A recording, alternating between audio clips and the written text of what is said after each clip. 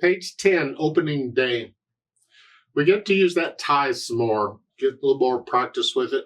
For instance, you see it there in the first line there. The quarter note is tied to a whole note because it's got a curved line there.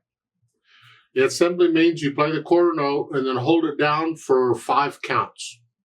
It's five counts long. That's all it is. It's as simple as that. Don't make it complicated. It's not. You're just hanging on to that note for however long both notes last. So I'll go through the process. Look it over. It's 4 lines long or a page long or whatever. I just want a general idea of how long it is. The clef signs are still treble and bass clef. Big surprise. The time signature is 4/4 time. And I see quarter notes and whole notes and half notes. The hands, for the most part, are playing one hand at a time. Actually, they are all the way through. So I'm going to take both hands together. Left hand, you start with thumb on G here. That puts the hand here. And it is not moving around for this piece, so you don't need any other finger numbers. Please don't be reading finger numbers. You need to learn to focus on the note and know which finger is on that key. So a G there equals a G here, and right now it's the thumb. And you need to remember which finger is on which key.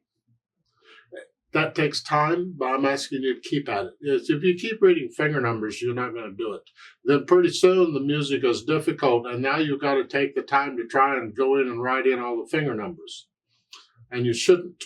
Some teachers teach write in all the finger numbers. Just read them. Because they teach them to read the finger numbers because it's easier to read the numbers. I know because I did when I was a little kid. That was easier. But it's a trap. You're causing yourself a little bit of pain later on when you do that. I would prefer you learn to do it now rather than reading finger numbers. Of course, if you have a teacher, you do whatever they're telling you to do. That's fine. Anyway, back to this. I got off. And then the right hand, when it comes in on measure 5, is third finger on E, so that puts the hand here. And again, the right hand isn't moving, so you don't need any other finger numbers for the right hand. And it starts at the beginning as a 1, 2, 3, 4, tie, 2, 3, 4. 1, 2, 3, 4, tie, 2, and that's how I do it. Let's go to measure 5. 1, 2, 3, 4. 1, 2, 3, 4. 2. The idea? So you go through the whole thing, play it out slowly and carefully, and then go back through it however many times, it doesn't matter, however many times it takes, slowly, and work out any hesitation so it's a steady beat throughout. And you need to be able to play this without looking at the keyboard eventually. And once I can do that, then I'll add the dynamics. F at the beginning is forte, which is loud. That means, to me, that means heavy. Because I use weight to push it, and the louder it is, the heavier it is. So just let the wrist collapse a little bit on these. Don't stiffen up and play with a stiff wrist. And then on measure 9, you get an MF. Well, that's mezzo forte, or moderately loud, or just sort of loud. So you just come down, you're still on the loud side, but not as loud as you were.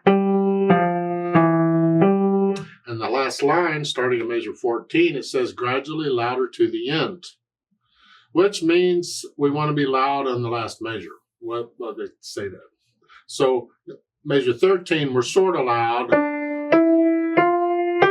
And I'm going to stay there in measure 14. I'm just going to stay here. Now I go up a little bit. Boom. Now loud.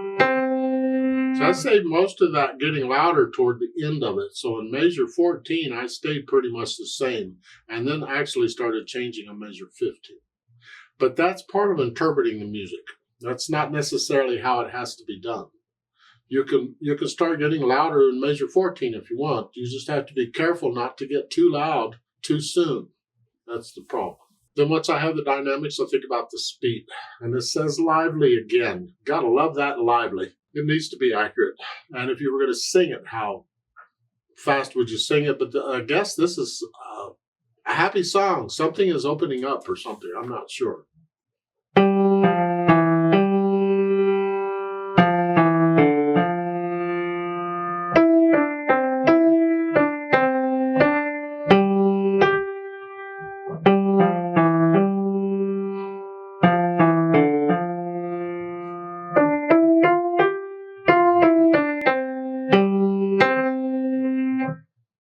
That's my lively for now. A few more cups of coffee, that would change, I'm sure.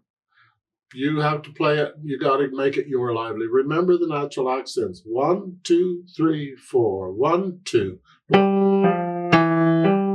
Feel these. Exaggerate them if you have to, but feel them. It's important. Now, toward the bottom, on a closer look, they say circle 6 ties in the song. So I guess there's 6 ties, or at least 6 ties. Just circle them. Well, just find the notes where there are 2 notes with a curved line. That's a tie. You just circle it. All right, you can do that. Once you can play this at least slowly with no hesitations, let's play it together, just to check the notes and rhythms. I'm not going to do the lows and softs, just notes and rhythms. I'll give us 4 counts. 1, 2, ready, go. 1, tie, 2, 3, 4. Tie, 2, 3, 4. Tie, 2, 3, 4. 1, 2, 3, 4. 1, 2, 3, 4. Tie, 2, 3, 4. Tie, 2, 3, 4. Tie, 1, 2, 3, 4. 1, 2, 3, 4. Off. There is a duet at the bottom of the page. I'd like to play that. You play what you just played. I need you to go up an octave. So pretend the middle C on the piano instead of here is up here. So instead of here, you're up here. Up here. I'm going to speed this up a little closer to lively now. So let's try it together. I'll give us 4 counts. 1, 2, ready, go.